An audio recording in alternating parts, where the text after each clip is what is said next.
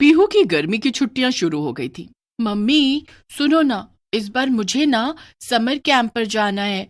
Please मुझे summer camp पर भेज दो ना। मेरे स्कूल के कई बच्चे जाएंगे इस समर कैंप पर। नहीं, बिल्कुल भी नहीं पीहू। वो समर कैंप दूसरे शहर में लगेगा और तुम्हें मैं इतनी दूर अकेले नहीं भेज सकती। पीहू मम्मी से समर कैंप जाने की जिद करने लगती है, पर उसकी मम्मी उसे साफ मना कर देती है। इस बात से पीहू गुस्सा होकर अपने कमरे में जाकर बैठ जाती है।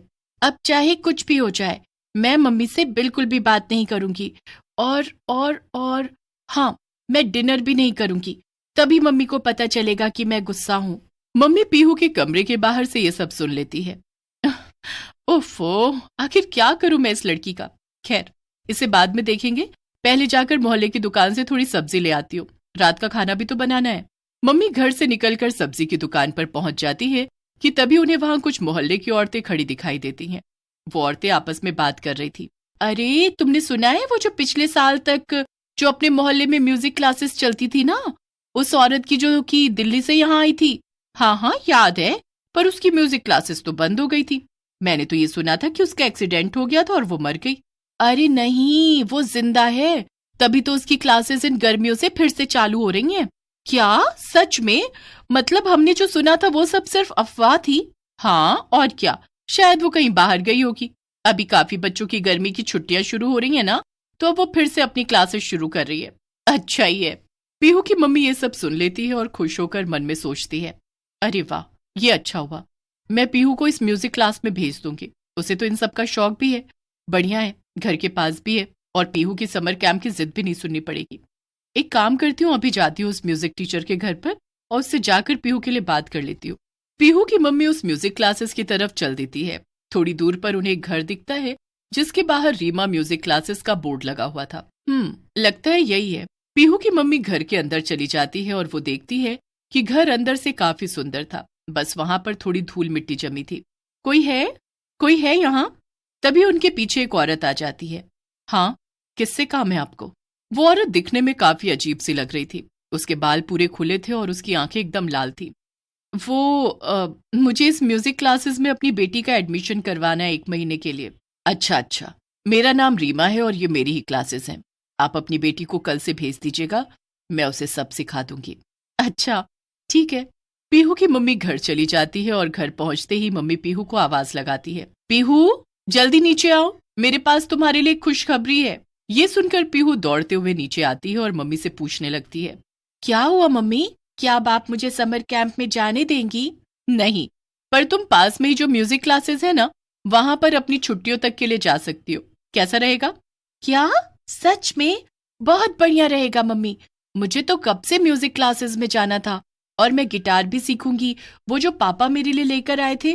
पीहू खुश होकर सो जाती है और अगले दिन वो तैयार होकर और अपना गिटार हाथ में लेकर उसी म्यूजिक क्लास में चली जाती है। वो घर के अंदर जाती है तो देखती है वो घर काफी बड़ा और सुंदर था, पर अंदर कोई भी नहीं था। ये कैसी म्यूजिक क्लास है? मुझे तो यहाँ कोई भी नहीं दिखाई दे रहा। कोई है? तभी अचानक से पीहू के सामने रीमा आ जाती है। आ, आप ही मेरी म्यूजिक टीचर हो क्या? हाँ, मैं ही हूँ। चलो, अब बिना देर किए हम अपनी म्यूजिक प्रैक्टिस शुरू करते हैं। ओह, हाँ मैम, देखिए मैं अपना गिटार भी साथ लाई हूँ। नहीं, अभी उसे वहीं रख दो और यहाँ आकर बैठ जाओ। रीना खुद सोफे पर बैठ जाती है और पीहू को नीचे बैठने का इशारा करती है। पीहू नीचे बैठती है। चलो, अब मुझे कुछ गा कर सुनाओ। देखो, मैं गा रही हूँ, मेरी तरह गाकर सुनाना, ठीक है ना? और अगर कोई भी गड़बड़ की तो तुम्हें सजा मिलेगी। पीहू सजा के बारे में सुनकर थोड़ा डर जाती है, पर उसे खुद पर कॉन्फिडेंस था। रीमा सुर में गाती है, सा रे गा मा पा धा नी सा। असल में पीहू को बिल्कुल भी गाना नहीं आता था और वो काफी बेसुरा गाती थी, पर पीहू फिर भी रीमा की नकल करके गाना शुरू कर देती है। सा रे गा मा पा धा धा धा। रीमा पीहू की आवाज सुनकर दर्द से तड़पने लगती है और पीहू से कहती है, आह, बस करो, वरना तुम्हारा गाना सुनकर मेरे कान से खून निकल आएगा। और हाँ, अब तो तुम्हें इतना गंदा गाना गाने की सजा मिलेगी, सजा। क्या? ये आप क्या कह रही हैं? तभी रीमा एक डरावनी चुड़ैल में बदल जाती है। अरे अरे अरे, ये म्यूजिक टीचर तो एक चुड़ैल है। कोई बचाओ मुझे, कोई है? यहाँ तुझे बचाने कोई नहीं आएगा, और अब अगर तूने गलती की है तो सजा तो भुगतनी पड़ेगी ना, समझी कि नहीं? वैसे मुझे तो ये समझ नहीं आ रहा कि अगर तू इतना गंदा गाती है तो तेरी माँ ने तुझे यहाँ क्यों भेजा। खैर मुझे क्या। इतना कहकर रीमा पीहू को हवा में उड़ा देती है और फिर उसे एक रस्सी से पंखे पर उल्टा लटका देती है। कोई बचाओ, मुझे चक्कर आ रहा है, प्लीज मुझे नीचे उतार दो, प्लीज। बोल, अब करेगी दोबारा ऐसी गलती? कभी गाएगी ऐसे दोबारा? अब तो कुछ देर वहीं ऐसे लटकी रहे, तभी तो तुझे अपनी गलती का एहसास होगा। रीमा चुड़ैल पीहू को वहीं छोड़कर दूसरे कमरे में चली जाती है और पीहू वहीं लटकी रह जाती है। वो बचाओ बचाओ चिल्लाती है पर उसकी आवाज कोई नहीं सुनता। उधर काफी देर से पीहू घर नहीं आई थी तो उसकी मम्मी सोचती है, क्या बात है, 1 घंटा हो गया और ये पीहू अब तक नहीं आई। चलो मैं जाती हूँ इसे लेने, इसी बहाने उसको गाते हुए भी सुन लूंगी। ये अच्छा आइडिया है। पीहू की मम्मी उसे लेने के लिए म्यूजिक क्लास तक पहुंच जाती है। वो घर के बाहर खड़े होकर सोचती है, क्या बात है, बाहर से तो कोई आवाज सुनाई नहीं दे रही गाने की, चलो अंदर चलती हूँ। पीहू की मम्मी अंदर चली जाती है और अंदर का नजारा देखकर वो दंग रह जाती है। पीहू पंखे से उल्टी लटकी थी और वो बचाओ बचाओ चिल्लाई जा रही थी, और वो म्यूजिक टीचर रीमा कहीं भी दिखाई नहीं दे रही थी। हे भगवान, ये क्या? पीहू मेरी बच्ची, तू वहां ऊपर क्यों लटकी हुई है? किसने किया तुम्हारे साथ ऐसा? इतना बोलकर मम्मी पास की डाइनिंग टेबल पर रखा चाकू उठाती है और पीहू जिस रस्सी से उल्टा लटकी थी उस रस्सी पर वो चाकू फेंक कर मारती है, जिससे रस्सी टूट जाती है और पीहू नीचे गिर जाती है। मम्मी मम्मी मम्मी मम्मी मुझे बचा लो। मम्मी, वो म्यूजिक टीचर रीमा मैम कोई इंसान नहीं बल्कि चुड़ैल है। उन्होंने मुझे पंखे से उल्टा लटकाया क्योंकि मैं अच्छा नहीं गाती और मुझसे गलती भी हो गई थी। क्या? वो रीमा चुड़ैल है, पर अभी वो चुड़ैल है कहाँ? वो तो उस कमरे में गई थी, वो सामने वाले कमरे में। पीहू की मम्मी पीहू के बताए कमरे के पास जाती है और उसे हल्का खोलकर चुड़ैल की बात सुनने लगती है। चुड़ैल के हाथ में एक बड़ा सा चाकू था और वो हंस हंस कर खुद से ही बात कर रही थी। बस कुछ देर और फिर इस बेसुरी लड़की की बलि चढ़ाकर मैं फिर से जिंदा हो जाऊंगी। मेरा शरीर मुझे वापस मिल जाएगा और फिर मैं एक सिंगर बन सकूंगी। मेरा इतने सालों का सपना आखिरकार पूरा ही हो जाएगा। तभी पीहू की मम्मी को एक आइडिया आता है और वो धीमे से चुड़ैल के कमरे का दरवाजा बाहर से बंद कर देती है और उस पर लॉक लगा देती है। पर जैसे ही चुड़ैल को पता चलता है कि किसी ने उसके कमरे का दरवाजा बाहर से बंद किया है, तब वो जोर जोर से दरवाजे को अंदर से पटकने लगती है। खोलो, इस दरवाजे को जल्दी से खोलो, वरना अगर मैं इसे तोड़कर बाहर आ गई तो तुम सबको खत्म कर दूंगी। मम्मी पीहू को लेकर बाहर भागने लगती है, पर तभी घर के सभी दरवाजे और खिड़कियां अपने आप बंद हो जाते हैं और उनके पीछे से चुड़ैल दरवाजा तोड़कर वहां आ जाती है। तुम्हें क्या लगा तुम यहाँ से बचकर भाग जाओगे? नहीं, बिल्कुल नहीं। इतनी मुश्किल से तो मुझे वापस जिंदा होने का मौका मिला है, अब मैं इसे अपने हाथ से कैसे जाने दूं? पीहू, अब हम क्या करें? मम्मी, मुझे लगता है ये चुड़ैल बेसुरी आवाज और गलत तरीके से लोगों को गाना गाते हुए नहीं सुन सकती है। क्या? हाँ मम्मी, जब मैंने पहले से गाना गाकर सुनाया था तब भी मेरी आवाज सुनकर इसे काफी दर्द हुआ था। तो चलिए हम दोनों जोर जोर से गलत गाना गाते हैं, वो भी एकदम बेसुरी आवाज में, तो शायद ये मर जाए। क्या? सच में? पर भला ये कैसे मुमकिन है पीहू? अरे मम्मी, अब हमारे पास दूसरा कोई रास्ता भी नहीं है ना, चलो मेरे साथ गाना शुरू करो। पीहू बेसुरी आवाज में गाना शुरू कर देती है। सारी गामा पा पा पा। मम्मी भी उसके साथ गाने लगती है। सारी गामा। चुड़ैल उनकी बेसुरी आवाजें सुनकर दर्द से तड़पने लगती है। बचाओ, चुप करो तुम दोनों, तुम्हारी आवाजों से मेरे कान में दर्द हो रहा है, रुक जाओ। पर पीहू और उसकी मम्मी रुकते नहीं और गाना गाते रहते हैं। सारी गामा पा पा। थोड़ी देर में चुड़ैल को इतना दर्द होता है कि वो मर जाती है और हवा में गायब हो जाती है। आखिरकार हम लोग बच ही गए मम्मी, मैं तो बहुत डर गई थी कि हम लोग बच नहीं पाएंगे। शुभ शुभ बोलो पीहू, और अब जल्दी चलो यहाँ से बेटा, घर चलते हैं। पीहू और उसकी मम्मी वापस अपने घर चले जाते हैं और फिर उस मोहल्ले में कभी कोई उस चुड़ैल म्यूजिक टीचर के बारे में नहीं। काशीनाथ अपनी पत्नी तुलसी व अपने 5 बच्चों के साथ दिल्ली शहर में एक छोटे से किराए के मकान में रहता था। काशीनाथ की 4 बेटी और एक सबसे छोटा बेटा था। सबसे बड़ी बेटी कमला 15 साल की थी और उससे छोटी मीना और पिंकी थी, जो कि ये तीनों बहनें बहुत ही समझदार थी।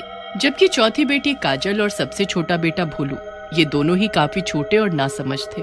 काशीनाथ के घर की हालत काफी खराब थी, इसीलिए काशीनाथ और उसकी पत्नी तुलसी दोनों ही कपड़े की फैक्ट्री में काम किया करते थे। मगर एक दिन फैक्ट्री में अचानक से आग लग जाती है और कई मजदूर आग में जलकर मर जाते हैं। इसी हादसे में काशीनाथ और उसकी पत्नी तुलसी की मौत हो जाती है। जब उनके मरने की खबर उनके बच्चों को मिलती है तो रो रो कर उनका बुरा हाल हो जाता है। हे भगवान, ये क्या किया आपने? माँ पिताजी के सिवाय और कौन था हमारा, जो आपने उन्हें हमसे छीन लिया? अब हम बच्चे अकेले कैसे रहेंगे? काशीनाथ और तुलसी को मरे हुए कुछ दिन बीत जाते हैं और घर में रखा खाने पीने का सामान भी खत्म होने लगता है। तभी एक दिन उनका मकान मालिक आता है और कमला और बाकी बच्चों को घर से बाहर निकाल देता है। तुम बच्चे लोग बिना पैसे दिए अब इस मकान में नहीं रह सकते, इसीलिए अच्छा होगा कि तुम यहाँ से 9, 2, 11 हो जाओ। अगर फिर कभी इस मकान के सामने दिखे तो मुझसे बुरा कोई ना होगा। हाँ कमला दीदी, अब तो हमारा घर भी नहीं रहा, अब हम सब कहाँ जाएंगे? तभी पिंकी बोलती है, दीदी मुझे तो बहुत भूख भी लगी है, हम सब ने कल से कुछ भी नहीं खाया है। तभी उन बच्चों के पास कैलाश नाम का एक आदमी आता है और बच्चों से बोलता है, अरे तुम तो काशीनाथ के बच्चे हो। बहुत दुख हुआ तुम्हारे माता पिता के बारे में सुनकर, मगर तुम सभी यहाँ सड़क पर क्या कर रहे हो? फिर कमला कैलाश को सारी बात बताती है। एक तो बेचारे बच्चों के माँ बाप नहीं रहे, ऊपर से अब इनके पास सर ढकने को छत भी नहीं है। हे भगवान, ये कैसा अन्याय है तेरा। बच्चों तुम चिंता मत करो, मैं तुम्हारे पिताजी का बहुत खास दोस्त हूँ। तुम सब मेरे घर चलो। फिर कैलाश सभी बच्चों को अपने साथ अपने घर ले आता है और अपनी पत्नी बेला को काशीनाथ और तुलसी की मौत के बारे में बताता है। अरे इन बच्चों के माँ बाप मर गए तो क्या आप इन अनाथ बच्चों को अपने घर ले आओगे?